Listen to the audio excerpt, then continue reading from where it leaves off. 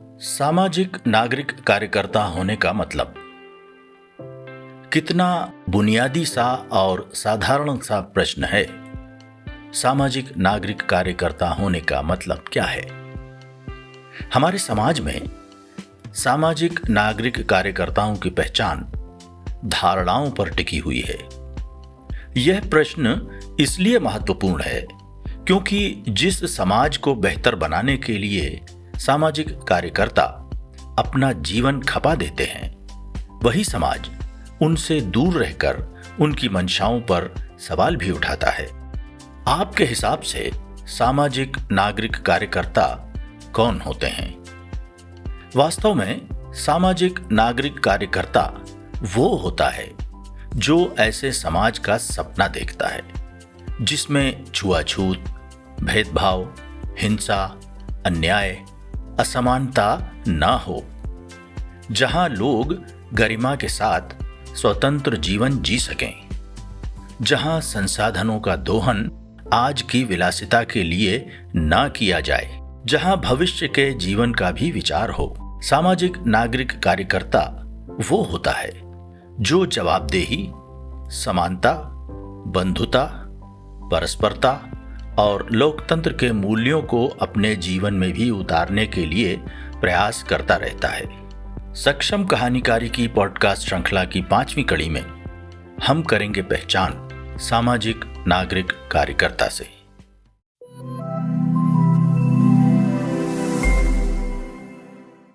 सामाजिक कार्यकर्ता वो व्यक्ति होता है जिसमें यह बोध पैदा हो गया है कि वो एक व्यापक समाज का एक हिस्सा है।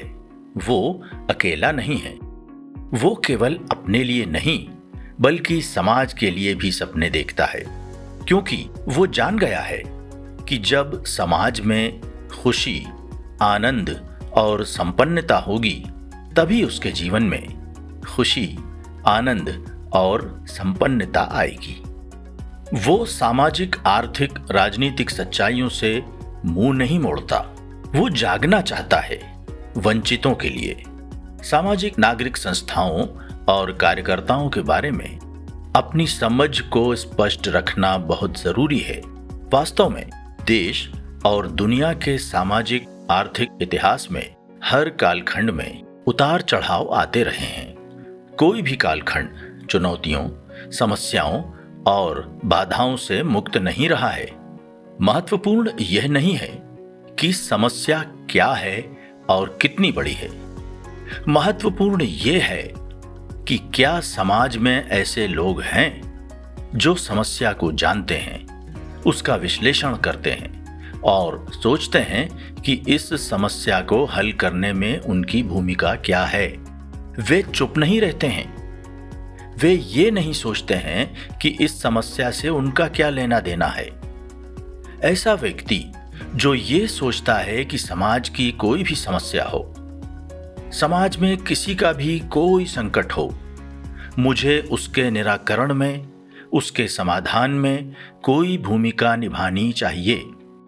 समाज को बेहतर बनाने में हर किसी की भूमिका होती है और ये एहसास स्वयं को होना ही एक व्यक्ति को सामाजिक कार्यकर्ता बनाता है। जिस तरह चेतना एक व्यक्ति को वैज्ञानिक या अर्थशास्त्री बनाती है, ठीक उसी तरह सामाजिक बदलाव की चेतना एक व्यक्ति को सामाजिक कार्यकर्ता बनाती है।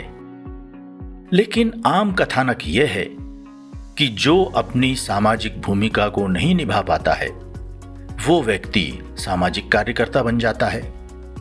जिस व्यक्ति के पास आजीविका का कोई विकल्प नहीं होता है, वो व्यक्ति सामाजिक कार्यकर्ता का आवरण ओढ़ लेता है। लेकिन वास्तविकता यह है कि जो व्यक्ति ये मानता है कि मेरा अस्तित्व मेरे अकेले के हित साधने से सार्थक नहीं होगा, जो ये मानता है कि जब सभी का हित होगा, जब सभी संपन्न होंगे, जब सभी का जीवन खुशहाल होगा, तभी मेरा जीवन भी खुशहाल होगा। हो सकता है कि आज एक व्यक्ति अकूत धन संपदा अर्जित कर ले, लेकिन अगर समाज के ज्यादातर लोग गरीबी में हों, बीमार हों, भूख के साथ रहते हों, तब क्या उस व्यक्ति के जीवन और संपदा को नैतिक संपन्नता के आधार पर स्वीकार किया जा सकता है? यह उल्लेख करना जरूरी है कि जब व्यक्ति ऐसी प्रचलित सामाजिक मान्यताओं और रूढ़िवादिता को चुनौती देता है जिनसे महिलाओं की गरिमा पर आघात होता हो, जाति या पहचान के आधार पर भेदभाव और छुआछूत की जाती हो, जो व्यक्ति को प्रश्न पूछने या जिज्ञासा की प्रवृत्ति को त्यागने के लिए मजबूर करती है, जो समाज में ऊंच नीच की व्यवस्था का निर्माण करती हो, तब वो सामाजिक कार्यकर्ता का रूप लेता है। किसी भी व्यक्ति के लिए सामाजिक कार्यकर्ता होना एक आसान प्रक्रिया नहीं है। उसे स्वयं के भीतर, अपने परिवार के स्तर पर और अपने समुदाय के स्तर पर विरोध और बाधाओं का सामना करना पड़ता है। सामाजिक कार्यकर्ता स्वयं को भाग्यवाद की जंजीरों से मुक्त करता है और मानता है कि पर्यावरण संकट किसी अभिशाप या अदृश्य शक्ति के कारण नहीं होता है। सामाजिक कार्यकर्ता वैज्ञानिक सोच को अपनाता है और जानता है कि गरीबी पूर्व जन्मों के परिणाम स्वरूप नहीं है। लैंगिक भेदभाव की परिकल्पना प्राकृतिक सिद्धांत नहीं है। खेती और किसान का संकट शुद्ध रूप से सामाजिक, आर्थिक, राजनीतिक निर्मित है।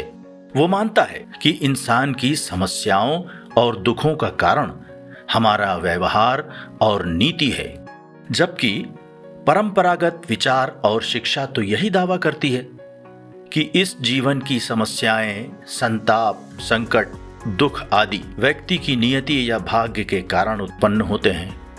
इतना ही नहीं, सामाजिक कार्यकर्ता धर्म के स्वरूप का निर्धारण स्वयं करता है। वो ये नहीं मानता है कि जाति भेद, सती प्रथा, छुआछूत, औरतों के शोषण जैसी व्यवस्थाओं को धर्म मान्यता देता है या यही धार्मिक सिद्धांत हैं। सामाजिक कार्यकर्ता के लिए धर्म का अर्थ होता है हर व्यक्ति को गरिमामय और बराबरी का जीवन जीने का अधिकार होता है। हर व्यक्ति स्वतंत्र होता है और उसे यह तय करने का अधिकार होता है कि वो किस तरह का जीवन जीना चाहता है। उसके लिए सह अस्तित्व, बंधुता, करुणा, न्याय, वैज्ञानिक सोच, समता और समानता ही जीवन के भी मूल तत्व हैं और व्यवस्था के भी।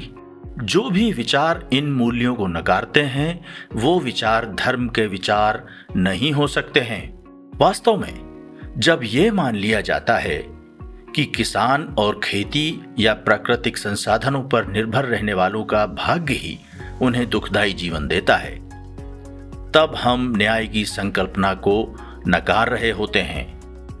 बदलाव संभव है, परिवर्तन संभव है, इसी जीवन में संभव है और ये बदलाव अपने आप नहीं होता। इसलिए एक सपने, एक लक्ष्य की जरूरत होती है। यही कारण है कि वो व्यवहार परिवर्तन, नीति परिवर्तन की पहल करता है और इस पहल में अनुभवों और कहानी के कहे जाने का बहुत महत्व है। वो जानता है कि कोई ऐसी अदृश्य शक्ति नहीं है जो समाज में आकर छुआछूत, असमानता, शोषण, भुखमरी, हिंसा और अन्याय को समाप्त करेगी। लोगों की पहल से ही इनकी समाप्ति होगी। जब समाज इन विसंगतियों को धर्म और जातीय पहचान के रूप में बनाए रखने के लिए प्रतिबद्ध होता है, तब कुछ लोग इन व्यवस्थाओं को बदलने की पहल करते हैं। बात साफ है कि व्यापक बड़े साधन संपन्न समाज को चुनौती देना दुरूह और बेहद मुश्किल काम होता है, लेकिन सामाजिक कार्यकर्ता की प्रतिबद्धता उसे यह काम करने के लिए प्रेरित करती है। सामाजिक कार्यकर्ता समाज के अतीत को जानता है, समझता है, उसका तार्किक विश्लेषण करता है और तय करता है कि उस अतीत में से क्या बचाकर रखना है और क्या समाप्त कर देना है। सामाजिक कार्यकर्ता साझा स्मृति का निर्माण करने की कोशिश करता है, ऐसा विकास चाहता है जो साझा हो और साझा हित के लिए पहल करता है। इसके साथ ही जरूरत होती है उस सपने, उस लक्ष्य को साकार करने की प्रतिबद्धता की। सामाजिक कार्यकर्ता उसी प्रतिबद्धता की धुरी पर चलता है। वो जानता है कि बहुत मुश्किलें हैं। समाज भाग्य और अंधविश्वास में गहरे तक धंसा हुआ है। ऐसे में लोगों को यह विश्वास दिलाना कि नीतियां और व्यवहार के बदलने से गरीबी, असमानता, शोषण से मुक्ति संभव है, बहुत चुनौतीपूर्ण परियोजना है। फिर भी वो पूरे विश्वास के साथ समाज की बेहतरी के लिए काम करता है। पूरी दुनिया में एक राजनीति हमेशा प्रचलित रही है और वो राजनीति है किसी एक व्यक्ति, एक समुदाय और एक समूह को सबसे ऊंचे स्थान पर बिठा देने की, सबसे शक्तिशाली बना देने की। ऐसी व्यवस्था का एक नियम यह होता है कि कोई भी उस व्यक्ति, समुदाय या समूह की नीति और निर्णय की समीक्षा नहीं कर सकता है, प्रश्न नहीं पूछ सकता है। जो भी प्रश्न पूछता है, जो भी समीक्षा करता है, उसे राजद्रोही और राज्य का अपराधी माना जाता है। इसके ठीक विपरीत सामाजिक कार्यकर्ता ऐसी व्यवस्था और नीति की संकल्पना करता है जिसमें सभी को निर्णय लेने की प्रक्रिया में प्रभावी रूप से भागीदारी करने और प्रश्न करने का अधिकार हो। किसी भी व्यक्ति को नीति और योजना की समीक्षा करने का अधिकार हो। इतना ही नहीं, सरकार और समाज की व्यवस्था की आलोचना करने की स्वतंत्रता भी हो। यही कारण है कि सामाजिक कार्यकर्ता यह विश्वास करता है कि किसी एक व्यक्ति के पास पूरी शक्तियां नहीं होनी चाहिए, क्योंकि जब एक व्यक्ति के पास बहुत ताकत और शक्ति होती है तब वो सत्ता के नशे में गलत काम करता है। वो अक्सर अपनी ताकत को साबित करने के लिए हिंसा करता है और अपनी ताकत की सुरक्षा के लिए समाज में भयवाद स्थापित करता है। एक व्यक्ति या एक संकुचित समूह की नीतियां पूरे देश और समाज को नुकसान पहुंचाती हैं, लेकिन जब समाज और देश के सभी लोगों को नीतियों की समीक्षा करने और शासन व्यवस्था पर सवाल उठाने का अधिकार होता है, तब वे सरकार को गलत काम करने से रोक पाते हैं और देश समाज को बर्बाद होने से बचा पाते हैं। यह भी संभव है कि जिस व्यक्ति को समाज ने बहुत ताकत दे रखी है वो बहुत अच्छा भी हो, लेकिन जब वो व्यक्ति नहीं रहता है तब क्या होता है? तब सब कुछ समाप्त हो जाता है। इसीलिए जब साझा बेहतरी, साझा समाज, साझा व्यवस्था की बात होती है, तब यह अच्छा नहीं होता है कि एक व्यक्ति ही बहुत महान बने, वही सब कुछ संभाले, वही 1000 कदम की यात्रा करे, बल्कि जरूरी यह होता है कि सब कुछ मिलकर बनाया जाए। हर व्यक्ति बेहतर व्यक्ति बने। एक व्यक्ति 1000 कदम न चले, बल्कि 1000 लोग थोड़े थोड़े कदम चलें, ताकि अगर कोई एक व्यक्ति या कुछ व्यक्ति अपने विचारों से भटकें, समाप्त हो जाएं, तो भी बदलाव की प्रक्रिया निरंतर चलती रहे। सामाजिक बदलाव की प्रक्रिया का मूल विश्वास यही है कि समाज को सशक्त और विचार संपन्न बनाना है और ये विचार मानवीय संवेदनाओं और मूलभूत मानवाधिकारों की धुरी पर टिके होने चाहिए। जीवन में हर व्यक्ति के पास विकल्प होते हैं। जीने का विकल्प भी होता है और मृत्यु का भी। एक स्वतंत्र नागरिक होने का विकल्प भी होता है और गुलाम प्रजा बनने का भी। इंसानी समाज का इतिहास ऐसे उदाहरणों से भरा हुआ है, जब लोगों ने विपरीत परिस्थितियों में रहते हुए भी ऐसे विकल्प चुने जो आरामदायक जीवन देने के बजाय जीवन को कठिन बनाते हैं। गुरु नानक ने गुरु नानक होने का विकल्प क्यों चुना? राजा राम मोहन राय जो प्रभावशाली सामाजिक समूह से संबंध रखते थे। उन्होंने सती प्रथा का विरोध करके कठिन जीवन का विकल्प क्यों चुना? मोहनदास करमचंद गांधी तो उच्च शिक्षा हासिल कर चुके थे। उन्होंने वकालत के पेशे की संपन्नता को क्यों चुना? Doctor B.R. अंबेडकर भारत की जातिवादी बदहाली से निकलकर अमेरिका या इंग्लैंड में बड़े प्रोफेसर की नौकरी कर सकते थे। वो वापस क्यों आए?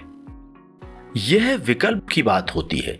हो सकता है कि व्यक्ति यह सोचे कि मुझे शोषण से मुक्त होना है, मुझे गरीबी से मुक्त होना है, मुझे संपन्न होना है और मुझे सुखी होना है। मुझे गांव, देश, दुनिया के दुख, शोषण की व्यवस्था से कोई सरोकार नहीं है। जब तक वो ऐसा सोचता है, तब तक उसके जीवन में भी शोषण और दुख बना रहता है, और देश के जीवन में भी और विश्व के जीवन में भी। लेकिन जब कोई व्यक्ति समाज की, मानवता की, विश्व की बेहतरी के बारे में विचार करता है और ये समझ लेता है कि अगर मेरा गांव, मेरा प्रदेश, मेरा देश और पूरा विश्व शोषण से मुक्त होगा, तभी तो मैं शोषण से मुक्त होऊंगा। जब सभी सुखी होंगे, तभी तो मुझे सुख हासिल होगा। यह विकल्प व्यक्ति के जीवन में भी बदलाव लाता है और देश, विश्व के जीवन में भी। बात विकल्प के चुनाव की है। इन विकल्पों के प्रति चेतना होने से ही व्यक्ति सामाजिक नागरिक कार्यकर्ता होने की यात्रा पर चलता है। सक्षम कहानीकारी पॉडकास्ट श्रृंखला की इस कड़ी में सामाजिक कार्यकर्ताओं को पहचानने की कोशिश की गई। सामाजिक कार्यकर्ता वे होते हैं जो मानते हैं कि साझा हित, साझा बेहतरी से ही समाज का विकास होता है। सामाजिक कार्यकर्ता वो है जो केवल अपने जीवन, अपनी बेहतरी के बारे में नहीं सोचता है, बल्कि दूसरों के जीवन को बेहतर बनाने का उपक्रम करता है।